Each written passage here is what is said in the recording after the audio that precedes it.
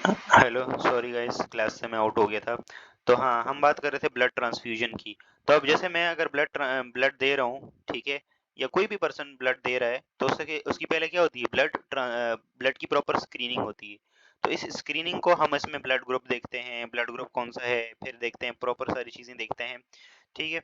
तो इसमें हमारे पास फिर क्या होता है, सारी चीज़ें चेक करते हैं, भाई ब्लड ग्रुप सेम है, बाकी सारी चीज़ें सेम हैं। तो इससे जो है फिर हमें ना, अगर सारी चीज़ें सेम होती हैं, मिलती जुलती हैं, तो फिर हम जो है वो ब्लड ट्रांसफ्यूज कर देते हैं। तो similarly genetic mutation, genetic screening में हम क्या करेंगे, हम डीएनए को पूरा देखेंगे, डीएनए की सीक्वेंसिंग करेंगे, डीएनए में कोई म्यूटेशन है तो नहीं है, डीएनए में कोई प्रॉब्लम तो नहीं है, ठीक है। तो ये चीज़ हमें कहाँ से पता चलेगी, ये चीज़ हमें पता चलेगी जेनेटिक स्क्रीनिंग से, ठीक है, जेनेटिक स्क्रीनिंग से।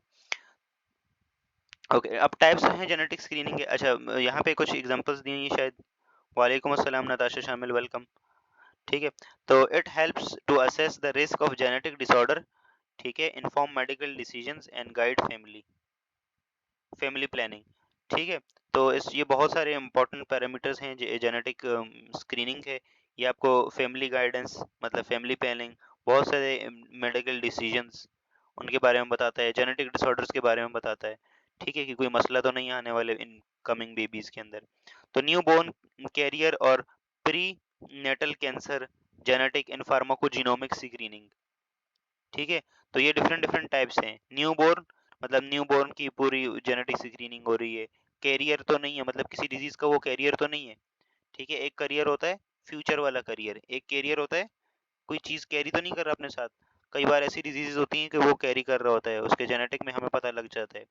प्री नेटल कुछ डिसऑर्डर तो नहीं है, कुछ कैंसर से रिलेटेड कोई पतला तो नहीं है, ठीक है। और फार्माकोजिनोमिक्स मतलब जीन से रिलेटेड कोई कोई प्रॉब्लम तो नहीं है, ठीक है। फिर उसके बाद जेनेटिक स्क्रीनिंग, तो the sample collection, genetic testing, interpretation, result and genetic counselling. तो जेनेटिक स्क्रीनिंग के ये मेन मेन स्टेप्स हैं। फिर early detection, inform decision making, family planning and personalised medicine. आपको पता है हर एक मेडिसिन हर एक बंदे के ऊपर सही से इफेक्टिव नहीं होती। फॉर एग्जांपल कोई वैक्सीन के ऊपर ट्रायल होता है, तो अमेरिका में अलग से ट्रायल हो रहा है, पाकिस्तान में अलग हो रहा है, ठीक है। तो वहाँ की पॉपुलेशन अलग है, यहाँ की अलग है, तो इनका जीनोम जेनेटिक्स से ये वेरिएशन ये सब डिफरेंट है। तो इसकी वजह से हमारे पास क्या है, डिफरेंस आता है। ओके, मैं आज भेज दूंगा, ठीक है। डिफरेंस आता है हमारे पास, क्या आता है, डिफरेंस आता है। तो यहाँ तक क्लियर है सब लोगों को। इन कंफ्यूजन जेनेटिक्स स्क्रीनिंग में कोई प्रॉब्लम है किसी को?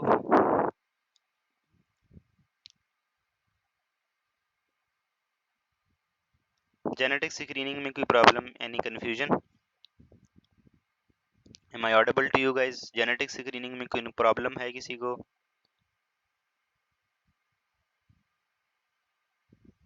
एक चीज होती है जेनेटिक काउंसलिंग।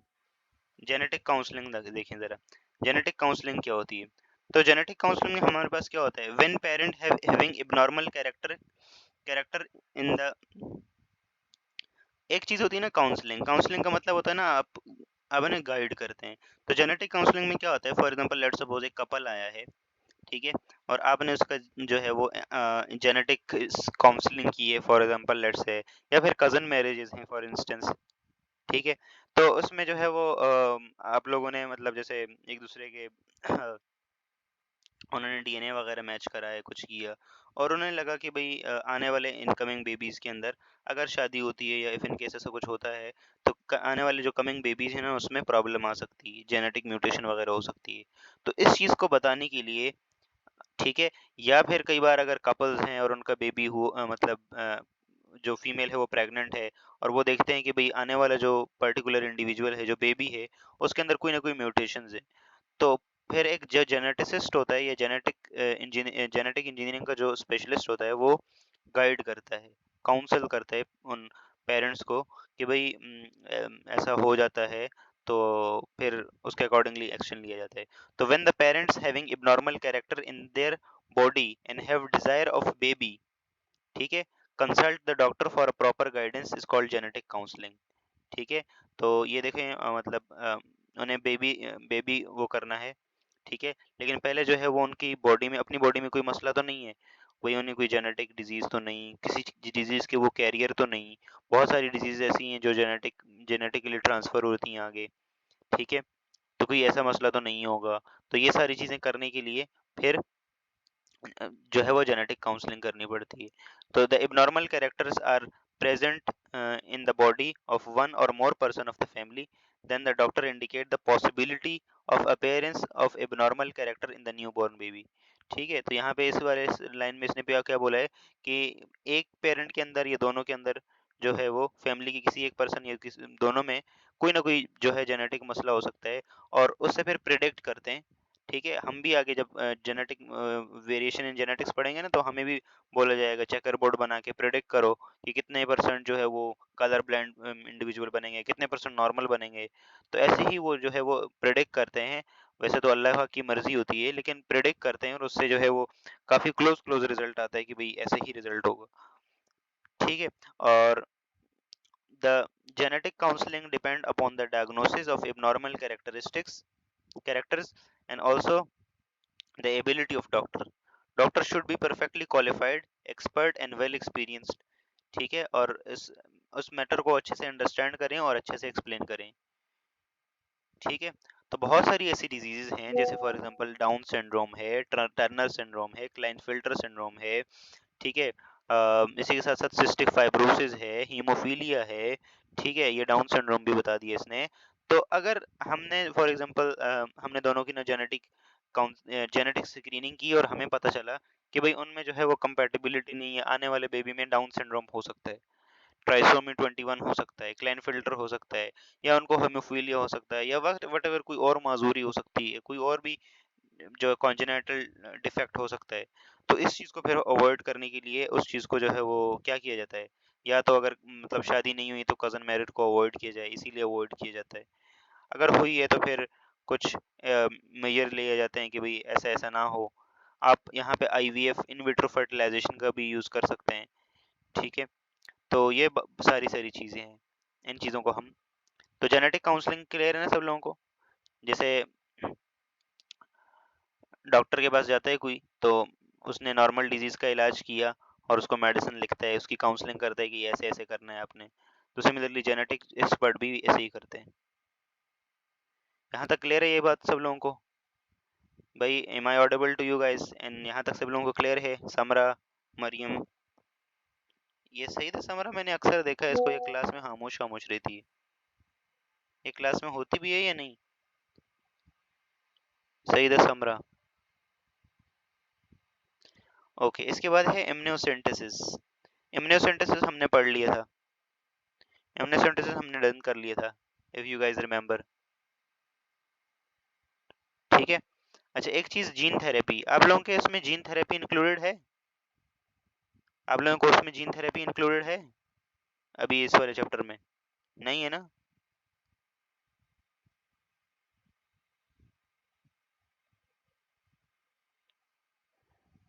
कहाँ है? मैंने तो नहीं देखा।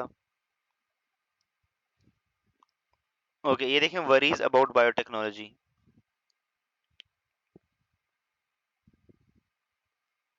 है। तो ठीक है, फिर कल मैं इसके लिए ना न्यू स्लाइड्स लगाऊंगा, न्यू स्लाइड्स लगाऊंगा। मैंने देखा नहीं है, मैं न्यू स्लाइड्स लगाऊंगा और उसके अकॉर्डिंग जाऊंगा। अच्छा ओके, लास्ट टाइम हमने ना ट्रांसजेनिक एनिमल्स के बारे में पढ़ा था। अब ट्रांसजेनिक बैक्टीरिया देख लें। ट्रांसजेनिक मतलब वही, transgenic bacteria are genetically modified organism created by introducing foreign DNA into their genetic material. The technology has diverse application in biotechnology, research industry and pharmaceutical industry में पता नहीं कहाँ कहाँ। ठीक है, how transgenic bacteria are created? Inserting foreign DNA, तो foreign DNA इनके अंदर इंसर्ट किया जाता है। Often the gene of interest, जो हमने पहले बात की थी। ठीक है, inserted into the bacterial genome using technique like plasmid transformation और वायरल वेक्टर्स। ठीक है, selection and replication bacteria are desired, वही पूरा जेनेटिक जो इंजीनियरिंग है और रिकॉम्बिनेंट डीएनए टेक्नोलॉजी ना, वही है ये। ठीक है, इसमें हम बस ट्रांसजेनिक बैक्टीरिया प्रोड्यूस करते हैं, जो कि हमारे लिए क्या करता है, आपके पास ये जितनी डिफरेंट डिफरेंट एंटीबायोटिक्स आती हैं, स्ट्रेप्टोमाइसिन, न्यूमाइसिन, टॉबरामाइसिन, फ्लानामाइसिन, येमाइसिन, एरिथ्रोमाइसिन, ये कौन प्रोड्यूस करता है? ये आपके लिए बैक्टीरिया प्रोड्यूस करता है। ठीक है। तो हम उन बैक्टीरिया को जेनेटिकली ऐसे मॉडिफाई करते हैं कि वो हमें मैक्सिमम यील्ड दें। ठीक है, यहाँ देखें एप्लीकेशन ऑफ ट्रांसजेनिक बैक्टीरिया। तो ये देखें बायोफार्मास्यूटिकल्स। तो transgenic bacteria can be engineered to produce therapeutic protein such as insulin, growth hormone. तो ये इंसुलिन और ग्रोथ हार्मोन जो बनता है, ये कैसे बनता है? हमें बैक्टीरिया के अंदर चेंज किया ना, जेनेटिक इंजीनियरिंग। ठीक है। कई सारे लोगों को जो है वो एनीमिया होता है due to the deficiency of erythropoietin. ये किडनी एक हार्मोन है जो रिलीज करता है, जो कि आरबीसीज की मैच्योरेशन में हेल्प करता है। ठीक है। तो ये एरिथ्रोपोइटिन हो गया, इंसुलिन हो गया, ग्रोथ हार्मोन्स हो गए, ग्रोथ फैक्टर्स हो गए, बहुत सारे दूसरे प्रोटीन्स हो गए, हीमोफीलिया का प्रोटीन हो गया फैक्टर 8। इनको हम जो है वो ट्रांसजेनिक बैक्टीरिया बैक्टीरिया के जीनोम के अंदर चेंज करके बना सकते हैं। ठीक है। तो इसको बायोफार्मास्यूटिकल का नाम दिए। Bioremediation. तो बायो रेमेडिएशन क्या है? तो they are use to break the pollutants in the environment. Environment के अंदर जो पॉल्यूटेंट्स है ना, फॉर एग्जांपल आप लोगों के पास जो वो होता है ना, वाटर वेस्ट, ये जो घरों से वाटर वेस्ट निकलता है, ठीक है, सीवेज का जो पानी होता है, वो ऐसे ही जाके समुद्र में छोड़ देते हैं क्या? ऐसे टेक्निकली होता नहीं है। उसको पहले क्या करते हैं? पहले उसको ट्रीटमेंट करते हैं। तो ट्रीटमेंट में माइक्रोब्स का बहुत इंपॉर्टेंट रोल होता है, जो कि मतलब जिसके अंदर कोई हार्मफुल कोई चीज़ है तो उसको चेंज कर देते हैं। ठीक है। और उसको कम लेस हार्मफुल चीज़ में कन्वर्ट कर देते हैं। तो माइक्रोब्स का बहुत इंपॉर्टेंट रोल होता है उसके अंदर। खैर पाकिस्तान में तो आप लोगों को पता है हरफन मौला लोग फेंक रहे होते हैं इसे खुलेआम समुद्र में, लेकिन ऐसा नहीं करना चाहिए। पूरा बायो रेमेडिएशन का प्रोसेस होता है, इसको पूरा वो करना चाहिए। और इसके थ्रू हम क्या करते हैं, हम बैक्टीरियाज को जो है वो, मान लो ऐसे इंडस्ट्री जहाँ से वो कोई ऐसी चीज़ निकल रही है कि जो एनवायरनमेंट के लिए हार्मफुल है, जैसे हमने वहाँ पे बैक्टीरिया को ऐसे जेनेटिकली इंजीनियर्ड किया कि वो उस चीज़ को ख़त्म कर देता है, और अब जो आगे पानी जाएगा या कुछ भी इंडस्ट्रियल एफुलेंट है, वो अब जो है वो सही वाला जाएगा, मतलब ज़्यादा डेंजरस नहीं होगा। Research agriculture. एग्रीकल्चर में ये बहुत ज़्यादा यूज होते हैं। Transgenic bacteria can be use to enhance the crop की ग्रोथ, और पेस्ट के अगेंस्ट डिफेंस। इन दो चीज़ों के लिए जो है वो प्लांट्स में, एग्रीकल्चर में बहुत ज़्यादा यूज हो सकता है। नहीं हो जाला, bacteria are not pollutants. Who said that? Bacteria are not pollutants. Bacteria pollutants नहीं होते। ठीक है। और जो वाटर, जो सेवरेज वगैरह का जो ट्रीटमेंट करते हैं ना, या किसी इंडस्ट्री में कोई चीज़ बन रही है, ठीक है, और उससे कुछ हार्मफुल वेस्ट निकल रहा है, जैसे स्टील इंडस्ट्री हो गई, जैसे कोई केमिकल इंडस्ट्री हो गई, वहाँ से हार्मफुल केमिकल्स निकलते हैं। तो हम आगे ना ट्रीटमेंट करते हैं उसका प्रॉपर। पाकिस्तान में तो नहीं होता ये, खैर, ना ही कुछ इस पे ज़्यादा ध्यान रखा जाता है, क्योंकि हमें एनवायरनमेंट से क्या लेना देना यार। कराची का एनवायरनमेंट आप लोगों के सामने ही है, कितना धूल मट्टी है आजकल, कितना ड्राई सीजन हुआ हुआ है। तो खैर, हमें तो क्या एनवायरनमेंट से लेन देन है। तो कोरंगी साइड पे जाएं आप, जो जितनी बड़ी बड़ी फैक्ट्रीज हैं उनके एफ्लुएंट्स ऐसे ही जा रहा होता है ना, बिना ट्रीटमेंट के। ठीक है। तो ये माइक्रोब्स जो है वो ट्रीटमेंट में बड़ा काफ़ी रोल प्ले करते हैं। बायोफार्मास्यूटिकल्स दोबारा से। The bacteria has been the crucial in the production of biopharmaceuticals, offering cost effective। ठीक है। अब ये इंसुलिन को अगर नॉर्मली आप बनाने बैठ जाओ ना लैब में, एक तो बनाना बहुत मुश्किल है, बैक्टीरिया इसको आसानी से बना के दे देते हैं। ठीक है। तो ये बैक्टीरिया आसानी से हमें बना के देता है। हम अगर लैब में एक एक करके चीज़ जोड़ जोड़ के बनाए ना, बहुत टाइम लगेगा। और साथ साथ में बैक्टीरिया जो बना के देता है ना, वो प्योर भी होता है, कॉस्ट इफेक्टिव भी होता है, क्वांटिटी में ज़्यादा भी होता है। ठीक है। तो वैक्सीन हो गई, इंसुलिन हो गया, वैक्सीन हो गई। ठीक है। थेरेप्यूटिक प्रोटीन्स हो गई। थेरेप्यूटिक प्रोटीन्स जैसे फॉर एग्जांपल हमारे पास ग्रोथ हार्मोन हो गया, जैसे हमारे पास इंसुलिन हो गया। इंसुलिन एक थेरेप्यूटिक प्रोटीन है, डायबिटीज़ को ट्रीट करती है। ठीक है। तो इस तरह बायोफार्मास्यूटिकल, फिर से बायो रेमेडिएशन, फिर से एग्रीकल्चर, तो वही चीज़ें दोबारा दोबारा इसने बता दी। फिर एप्लीकेशन देखें। अच्छा, ये टिश्यू कल्चर की एप्लीकेशन है, तो टिश्यू कल्चर की तो बता दिया।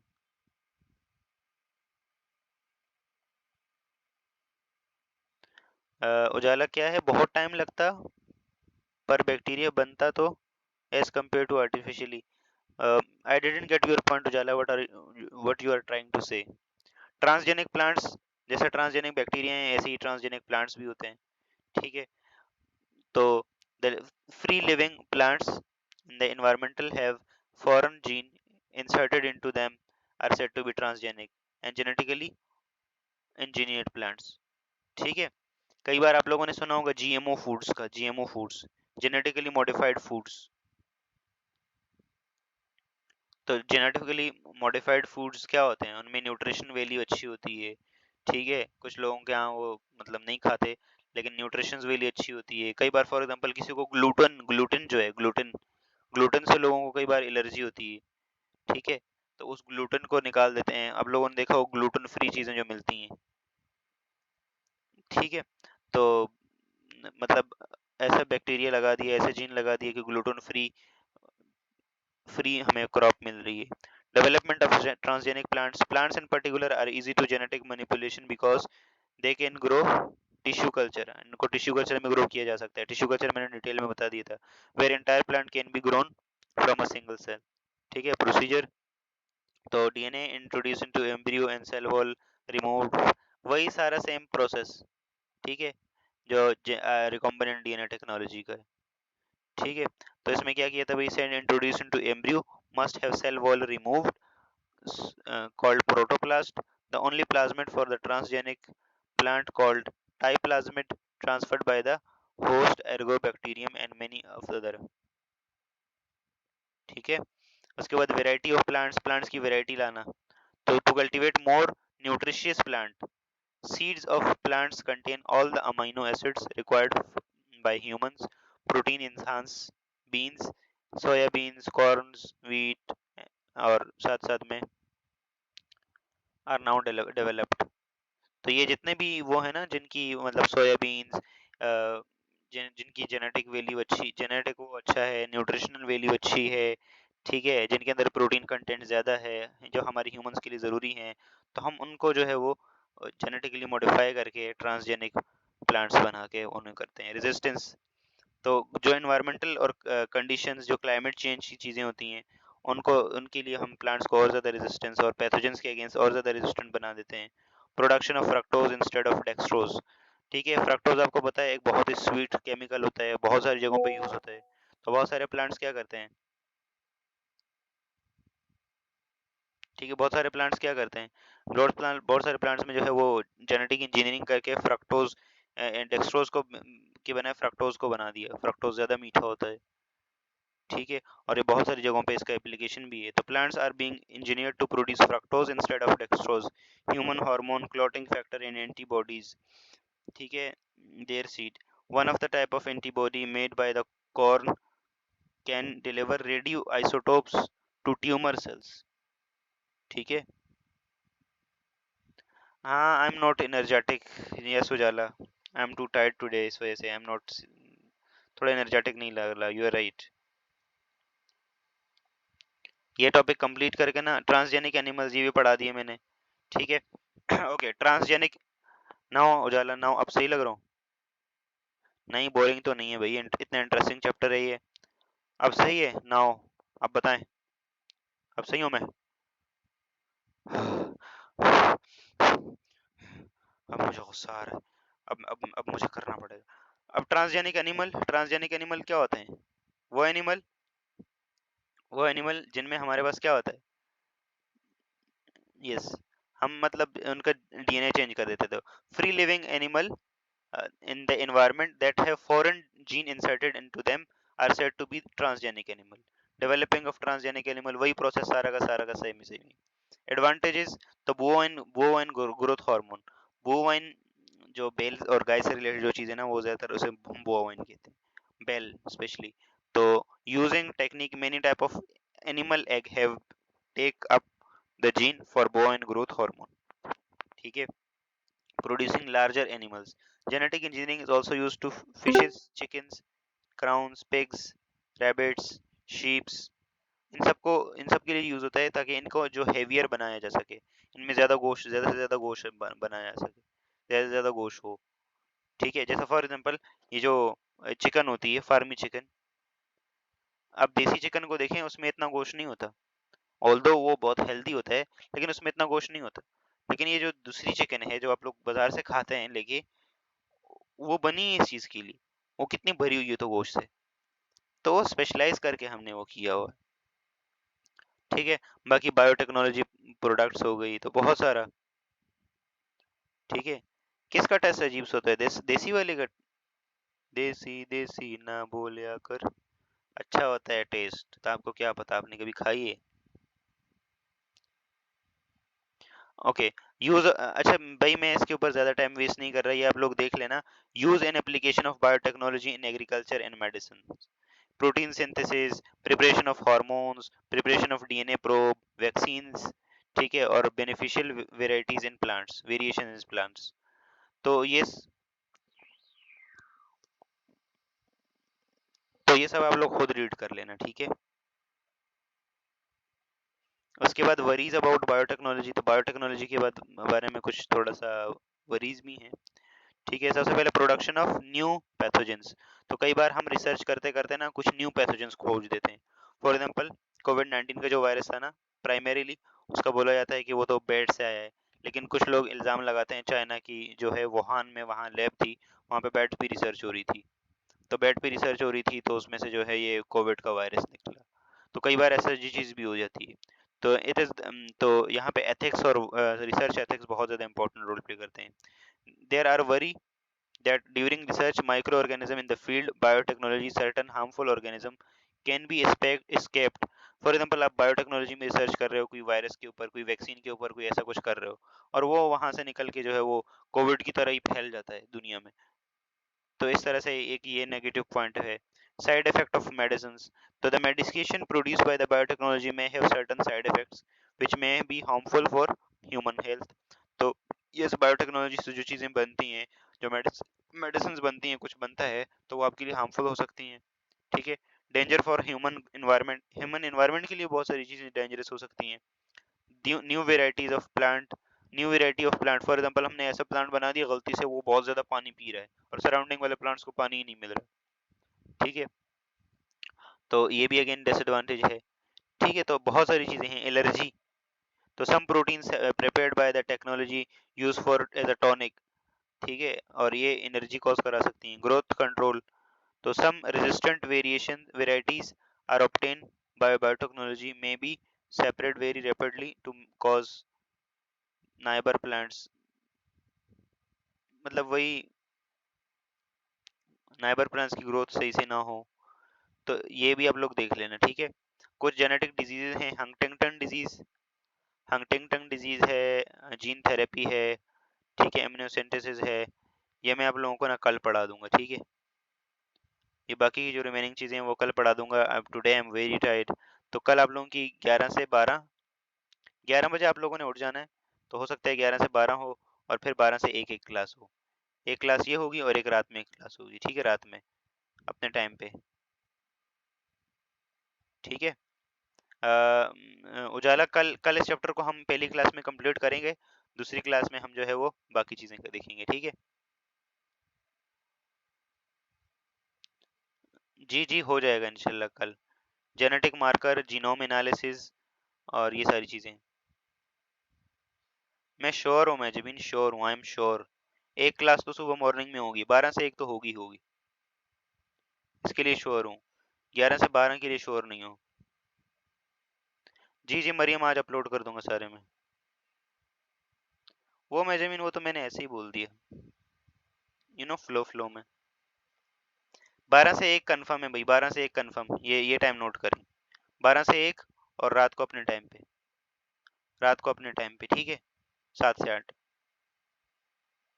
कल 2 क्लासेस होंगी, और देखते हैं बीच में अगर तीसरी का टाइम भी मिलता है तो। जी जी, ठीक है। तीसरे का टाइम भी मिलता है तो तीसरी भी ले लेंगे हम। आज के लिए इतना काफ़ी है, आज बच्चे भी कम हैं, और सब लोग बच्चों को बोल देना कि भाई अब क्लास में रेगुलर आएँ,